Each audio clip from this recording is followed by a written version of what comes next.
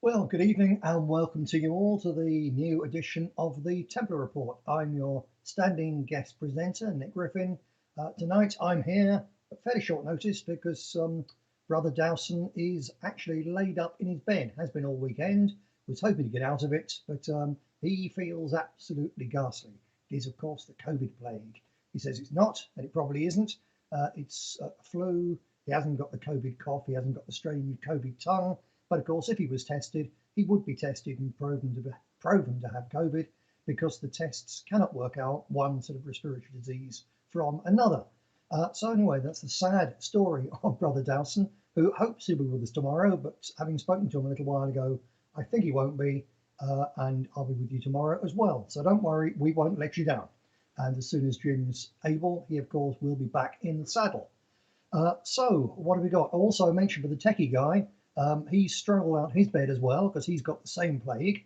Speaking to him, I think he's got it even worse than Jim. Fair play to the techie guy for making the effort to get us on air. But I have to warn you that we've got a very shaky Skype connection, so we may simply vanish. And if we do, it's not my fault. It's not the techie brothers' fault. It's the gremlins out there. So there we are. Where are we? Well, let's have a look and see who's in, shall we? Oh, no, before that, a piece of good news in case I forget. Apparently, the Day of Sport first issue has now, the reprint has been reprinted. So they are right now, well, not now, because working slightly different timescales to us, they finish work already, but they are at present this day and tomorrow, they're putting the binding on. So it's all being put together, and we are told it will be dispatched to us by courier on a number of big pallets on Friday. So it'll should be in early next week for dispatch. So as long as any of the office staff are actually alive, if you're waiting for copies of those, they will be going out very, very soon indeed. So thanks for your patience on those, and it's a piece of good news. So let's have a look and see who is in the room with us tonight. Ralph Rowley is there right at the start. I don't know how early you have to get into the room to be at the top. You've got to be keen. Tim Schroeder, Barclay Burker, Ewan Eggerstrom, Jonathan Badine, Sean Smiley, all the regulars, Christopher Strid, Wes Stover. Who else have we got? Mark Anthony Smith from Sweden. Miss Sherry B, First Lady in the room tonight. Paul Telford, hello to Paul, hope you're doing well. Anthony Perez, Philip Milne, Lady Rother, Jacob Lewis, Malcolm Cook, Troy Otto, H. Hansen, Stuart Bowden from Burnley, mild stomping ground. Peter Smith from Manchester, likewise, all the people. So Extinction Rebellion in the north, in Oldham right now. Yes, it's all happening, isn't it?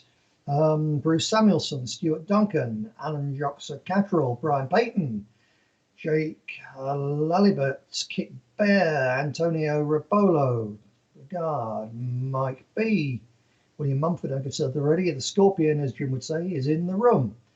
Bruce Blegan, not sure on that. William Chesley, I guess. William Sicchio, Paul Marsh, Colette Whitney, Gary Hardwick, Comrade Broom. Oh, wow, a lot in here tonight. I'm now seeing Anthony Perez, I think, is new.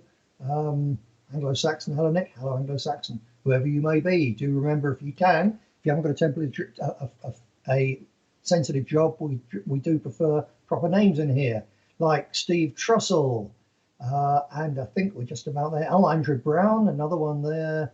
Right, I'm going to call it a day on those, because I think I've got just about everybody. If I've missed you, or if you arrive just about now and I've missed you out, well, sorry. We do value every single one of you who comes on to watch, and we value even more people who comment, and even more than that, we value people who share. So hit all the appropriate buttons. You know what to do. Without my prompt, I don't know what to tell you to do. But like it, please like it. Give me a like so Jim can see that it's not just him who's laughed. Eh?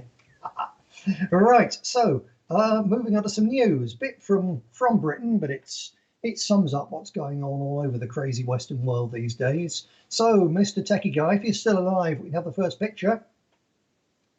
Yes, this is an advert from two police forces. This is Essex and Hampshire police forces. These are police forces down in the south and east of England. And the two forces have been criticised for mounting an embarrassing diversity recruitment campaign which resorted to hiring actors to pose as ethnic minorities and gay officers. A series of posters released by Hampshire and Essex Police feature black and ethnic minority officers alongside the proud slogan, "We value difference." One officer who appears in both the Essex and Hampshire adverts is Akil Lagi, who describes himself as an actor, model, influencer, singer, and TV presenter. You know the kind of man we're dealing with. And the only difference in the photos of the actors used by the two different constabularies is the cat badges, which have been swapped using photo trickery to distinguish them. So it's a double fake, because first of all, these aren't cops at all, they're actors and actresses. And secondly, they're not even with one police force, they're then being put over as being with another one. In fact, it's a triple fake, because one of the actresses, Ms. Victoria Hines, who appears as a police officer next to the gay pride flag, is in fact not only an actress, but she's also married and straight. Well, good for Mrs. Hines. That's excellent, isn't it? But there we are. These cops are pretending that she's one of them, and that she's also not straight. So yeah, it's happened many times before. Essex Police defended the use of the actors, as read this piece, saying real actors are busy on patrol, catching criminals and delivering justice for victims of crime. No, they're not, Essex Police. You know damn well that large numbers of your officers are spending most of their time at present prowling high streets and supermarkets looking for people whose masks are down below their noses, or, most criminal of all, are not wearing masks. Essex Police, like every single police force in Britain, seem nowadays to spend the majority of their time trawling social media, looking for people who are guilty of, what's the phrase they use? Where have we got it? Non-crime hate messages. Because if you're guilty of a hate message, even though it's not a crime, in Britain they put you on a criminal record list, and they come down and come around, and if needs be, or if they get the chance, they'll kick your door in. That's what they do. They don't bother dealing with criminals at all, because criminals can be dangerous, and it's all too inconvenient. They're far happier being the boot boys of an oppressive system against ordinary decent people. That's the reality of policing in Britain today. And they're obsessed with social media. You see this in these adverts, which are partly for TV, but of course they're all over their Facebook page, over their Twitter feed, and all the rest of it. Hampshire Police did say, quote, "We are saddened we couldn't use serving police officers from our diverse force to showcase how great it is to be a police officer, and that the work had to fall to actors." Well, as to why it had to fall to actors, your guess is as good as mine, because looking at modern police forces, I fear that most of them fit this, ones I see on the street certainly. Not only are they far too young, but that may be something to do with my age, but they also don't look like cops used to, and they look pretty diverse to me in every way, shape and form. But this sort of propaganda, it's an interesting thing. Years ago, I taught foreign students English, and I spoke with, these were student age, not youngsters. I spoke with lots of East Europeans who'd not long come out of being part of the Soviet bloc. And they would all, if we're talking serious ideas and politics and so on, they'd all say that, well, we knew that the propaganda was lying, and we joked about it to our friends sometimes, but quite often we pretended we believed it, and we did believe it, even though we didn't believe it.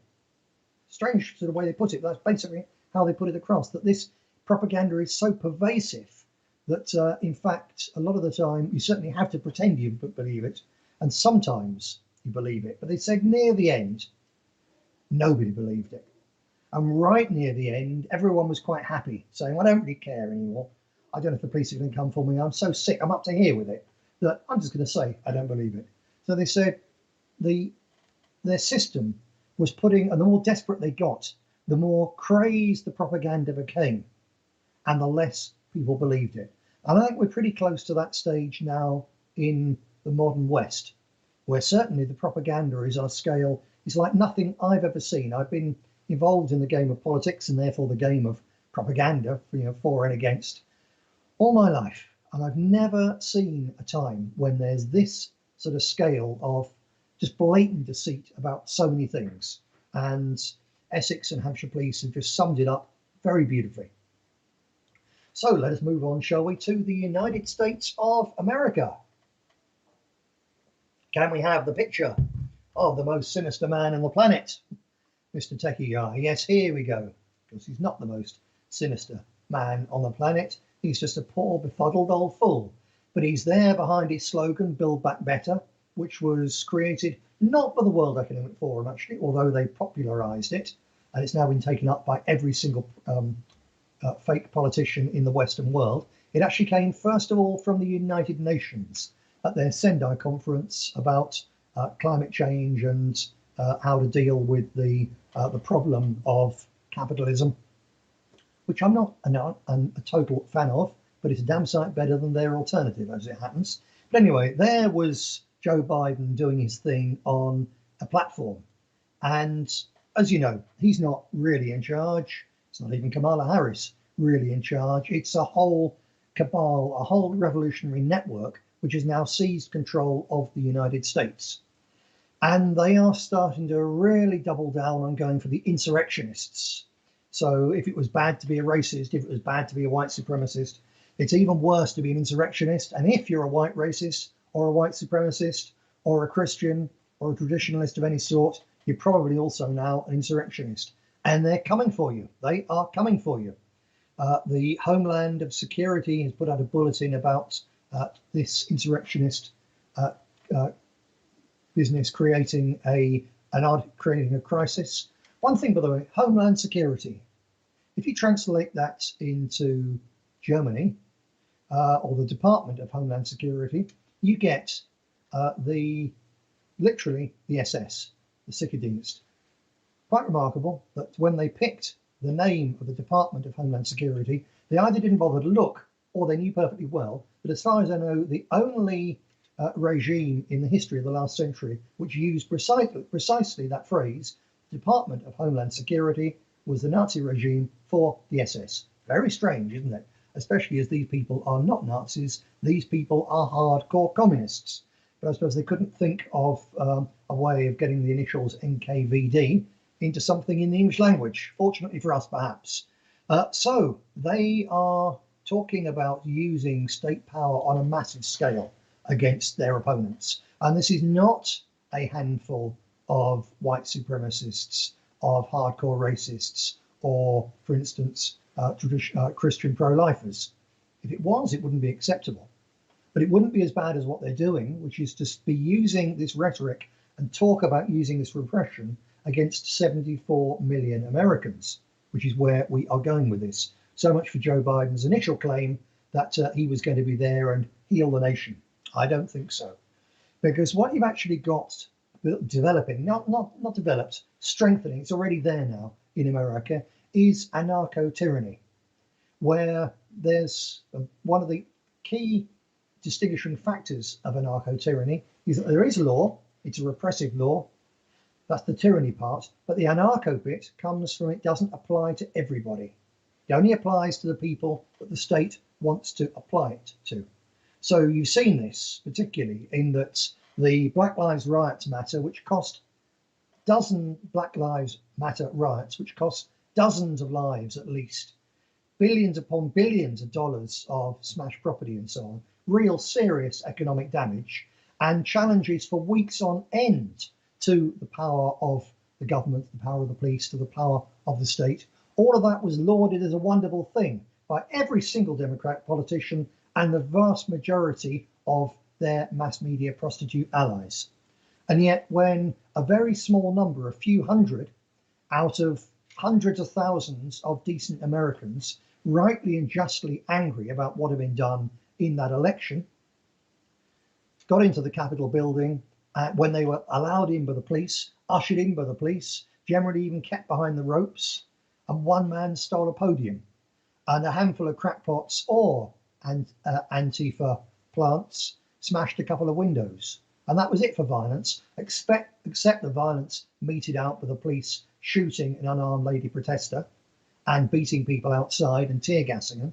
So the only violence came from the police and the security men, not from the protesters. And yet that is now some monstrous coup attempt on a scale which justifies demonizing and repressing 75 million people.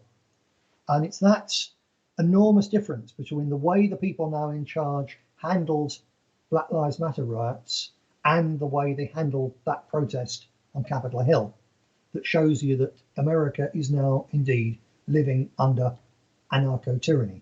It's a very dangerous place to be, my friends, a very dangerous place to be indeed. But we've got a further example of it. I don't know how many of our American friends will know Ricky Vaughan. His real name is Douglas Mackey, Scottish name there. And in 2016, he did an awful lot of work on pro-Trump tweets. And on January the 27th, the Justice Department announced it arrested him for, quote, conspiring with others in advance of the 2016 presidential election to use various social media platforms to disseminate misinformation designed to deprive individuals of their constitutional right to vote. So they just arrested Ricky Vaughan for posting things, memes, 5 years ago. And there's a number of things. They say that he tweeted pictures of celebrities endorsing Donald Trump who hadn't really. Well, if that's not a crime, that's a civil affair. But if those celebrities felt really upset by that, they've got the right to hire themselves a nice lawyer, and I'm sure there's plenty of left-wing lawyers would do it pro bono for free. They can get themselves a lawyer and they can sue Douglas Mackey for what, in his Ricky Vaughan persona, he said about them. That, if they feel there's the need for redress, that is the only means of redress. They can take it or leave it. But no, instead, the police have been called in. The crime gets worse. They created a group which used the hashtag #DraftOurDaughters. In fact, I'll own up. I retweeted that and I used that hashtag as well because I thought it was excellent. Because at that time in 2016, as you'll remember, the choice facing America was Donald Trump or Hillary Clinton, who was hell bent on dragging America into war in the Middle East. She was heavily involved in the Obama gun running operation, which funneled vast amounts of arms from Libya and from other parts of the Middle East and from Eastern Europe, particularly the Balkans, into Syria to destabilize that country. She was hell-bent on confrontation over that, and that would indeed have led to confrontation with Russia, and it would highly likely have led to the kind of war which the Biden Foreign Office cabinet, the War Cabinet, is now pushing for yet again. And since Hillary and all the rest of them say they are firm believers in female equality, and that includes allowing women to serve in the military, then it means that if they do push themselves towards a really serious war and have to bring back the draft, they will be drafting Americans' daughters as well as their sons. So the hashtag #DraftOurDaughters was simply a very clever piece of political positioning, a political maneuver, a propaganda maneuver to make a very valid point. And there is no possibility that any country which even claims properly to be a free country can say that putting a hostile spin on what your opponents are doing is a crime.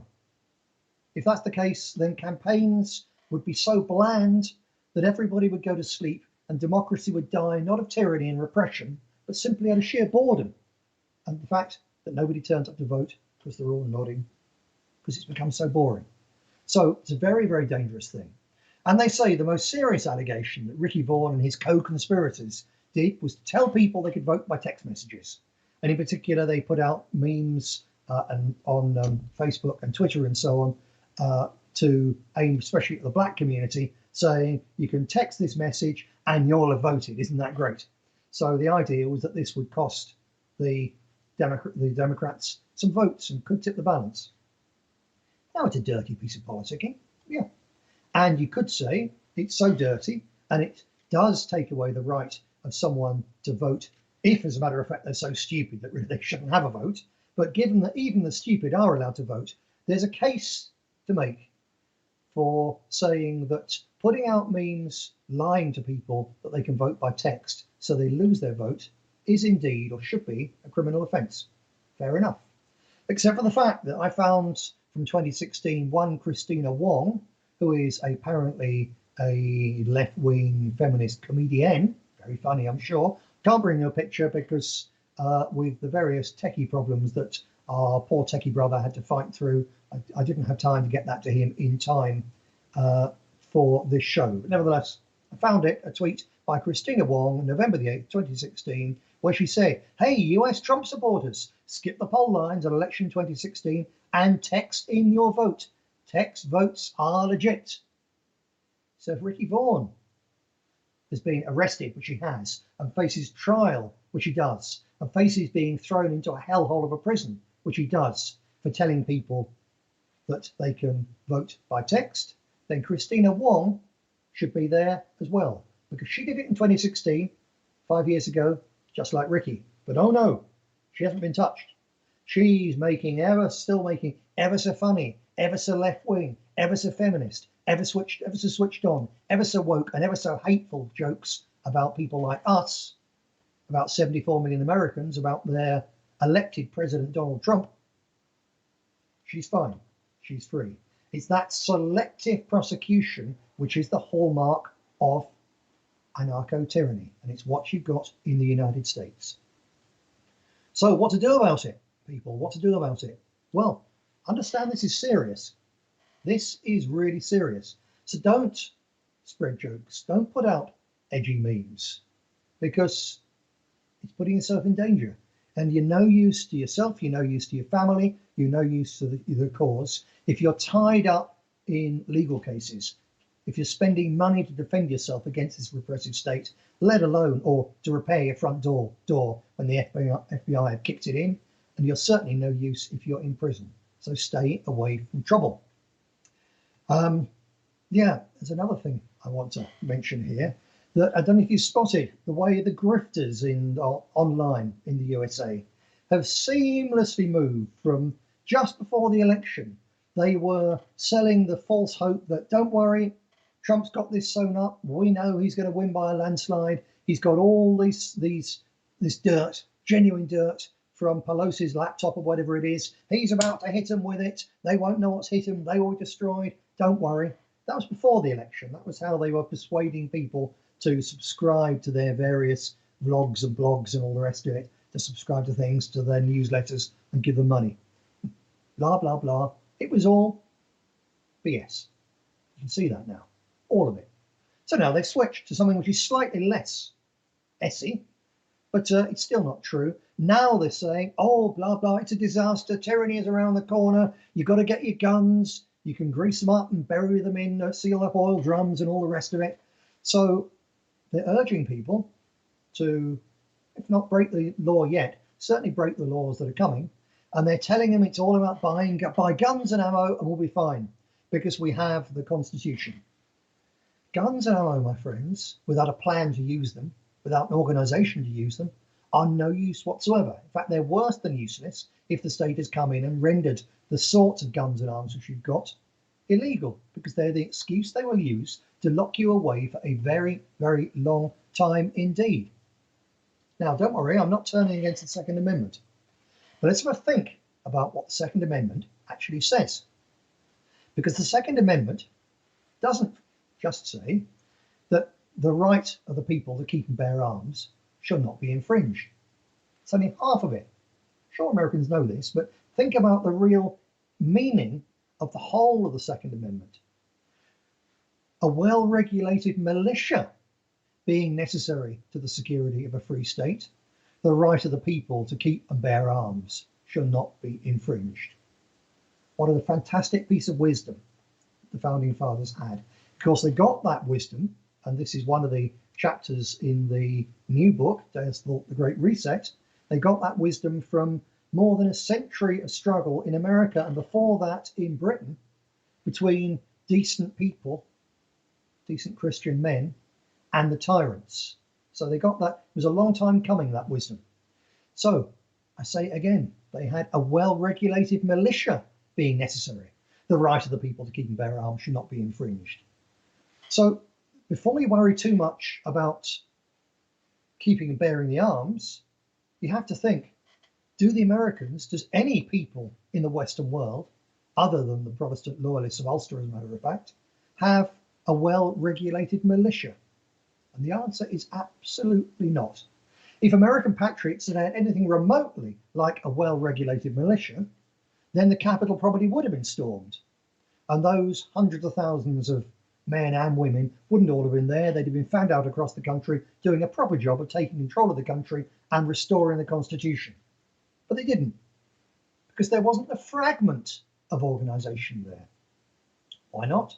Partly because of a criminal lack of leadership from the very top, sadly, but as we said before, Donald Trump was never a revolutionary leader. He was a businessman who stepped in at an enormous cost to himself and his family, tried to make America great again.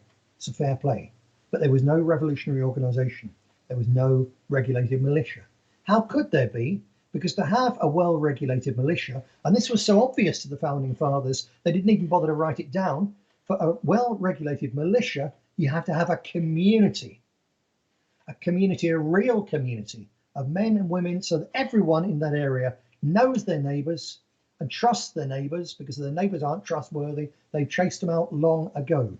You have to have a real community of free men and women, free families. That's what you have to have before you can have a well-regulated militia. Why would men and women who weren't free bother to be in a militia to defend their slavery, their servitude, their poverty, their exploitation? Of course they wouldn't. You can only have a militia when you've got a proud, free, united people who are aware of their identity and understand there are people out there who might take it away, and that they have a right, no, not just a right, but a duty to stand up, stand with their neighbours, shoulder to shoulder, organised, and fight for that freedom. And America hasn't got that and Britain hasn't got it, and France hasn't got it, and Germany hasn't got it. And until the hard times that are coming, and this is a long, long way down the line, until the hard times that are coming put that back into our people's heads and hearts, then there will not be revolutions. And actually, there ain't any point having guns. It's as simple as that. So our job, it's the job of what we were doing in that first book, Deus Vult, Reconquista of the West. And the second book, Deus Vult, The Great Reset, is just the very beginnings of showing people what they have to understand and feel and do to build the personal attitudes, to build the families, to build the small groups, and to build the communities from which in a generation or two will come the revolutionary struggle to take back the freedoms which have now been taken away. That is the time scale we're thinking about. And anyone who says there's a shorter time scale is either a fool or a grifter. If they're asking for money for their wisdom, you know which they are, and they sure as hell ain't a fool. So, where do we go from there? Obey the law.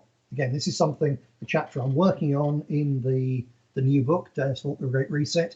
Obey the law. The law is not being applied fairly. All right, but they've got the power. They're the ones capable of applying it. So don't fight it when you can avoid it. You have to fight it if it's forced on you to stand up and resist in some way and pay a price. Has to be done. Some people may do it as a point of principle, and having a few martyrs is important for a cause. But generally, free men still capable of organising and working and building and having children and spreading good ideas, those men are far more useful than martyrs when it's too early and when no one will appreciate them. So stay out of trouble. Young men especially are all too keen to get into confrontation and trouble. I know, because I was that young man. Been there, done it, doesn't help. Be careful about these things. Build networks that in some way or another, and there's so many ways to do it, build local peaceful cooperation and identity and help towards longer term survival. Buy land, not rubbish land, but decent land that you can grow food on. Move closer to like-minded people. In America especially, we say there's no political road. There's no electoral road to salvation, to power. But in America especially, there's a lot of mileage in local politics as a way of influencing what's going to happen next. Because as this Democrat tyranny and New World Order, Great Reset tyranny tightens its grip, you will see more and more use of surveillance technology. They haven't got enough people. They haven't got enough grasses to keep control of everything. But they will be using surveillance technology more and more and more. But to install surveillance technology in large parts of America, you have to have the permission and approval of the local police authorities and the local sheriff. And these people are greatly influenceable by locally elected politicians and by local community organisation. And if the sheriff refuses to put up the surveillance cameras, they're not going up. Or for that matter, if the local community en masse take them down and refuse to say who did it, they're not going to stay up. So there's a great capacity for local communities to at least slow down how quickly these monsters tighten their grip on our throats. And slowing it down may well be enough, because this thing will not last forever. As I've said before, what they're trying to do is so unnatural, it's so impossible, it's so much based on a crazed utopianism that it will crumble. It'll create disaster and horror when it does so, but it will not be there forever. So every month, every year that we slow something down, every little way that you and a group of your friends can avoid some of the worst of it, makes it more likely that you, your friends, your family, your community, your culture will still be there when it's gone. So how are we doing for time? It's 18:35 here in the UK. So I was going to read you a piece actually from Deus Sport's The Great Reset, but we haven't got time. So if you want to hear it, come back tomorrow, because if you haven't got Jim and his dulcet tones and his winning ways, you got me. And if you got me, you got an extract from Deus Sport's The Great Reset. So we'll see what it is. So to finish off for today, it's all dark and gloomy stuff, isn't it? So I wanted to bring you something very, very different to end on a cheerful note. So, Techie brother, if you still haven't expired, can you have, look at the state of my tie, it's completely lopsided. Can you have us the panda? Yes, have a look at this.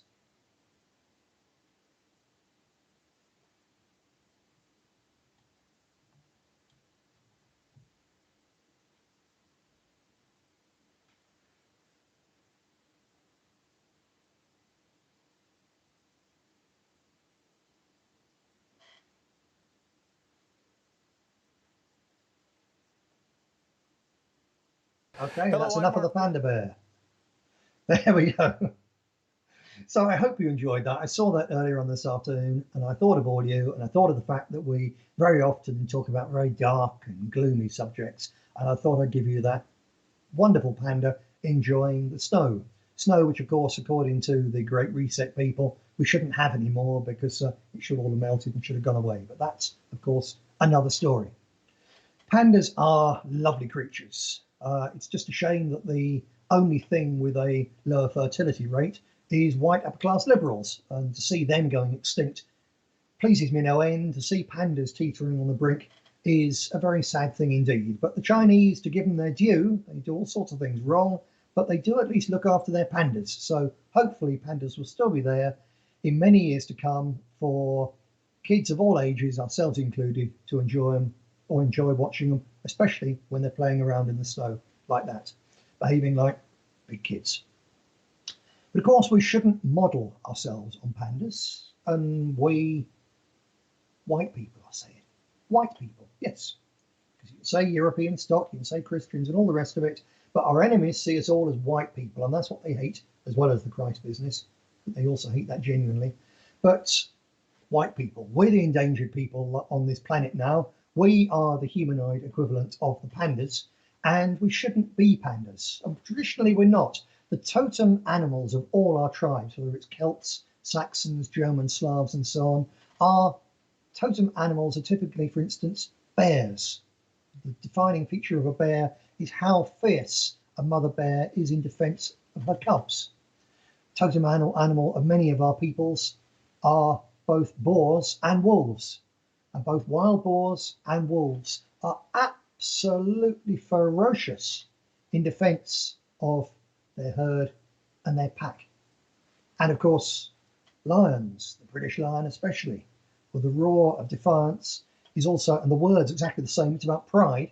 And again, it's about defending the pride, defending your own. Those are our totem animals because that's how our people used to be, and that's what our people need to be. And of course, although they were our totem animals, we are not animals. We are men. And we as men, and the ladies watching us as well, because I class you in that bracket, we as human beings, we as men are, should be, and must be fierce in defence of our families and of our nation and of our faith.